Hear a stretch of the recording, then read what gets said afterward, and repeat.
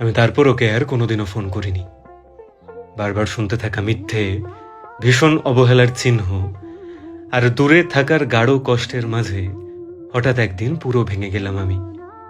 করলাম না আর কোনো অভিযোগ, লিখলাম না আর সেই বড় বড় মেসেজ। ঘুমোতে না পারা রাত, একদম একলা হয়ে যাওয়া আমি শুকনো পাতার মতো পড়ে রইলাম নিজের ঘরের কোণে। দেওয়ালের গায়ে মুছে ফেলা কান্না আর একদম বিষাক্ত অবশেষের মতো একটা আমি সরে গেলাম অনেক দূরে। আমি আগে ফিরে গেছি, বারবার ভেঙেছি, তবু ফিরে গেছি ঠাঁই পেতে ওর কাছে। কিন্তু এবার যেন কেউ ভেতর থেকে বলল, অনেক হলো, এবার তুমি থামো। যার যাওয়ার সে তো যাবেই তোমায় ছেড়ে। আবার যদি আটকে নিতে চাও, তুমি নিজের চোখে নিজেই যাবে হেরে।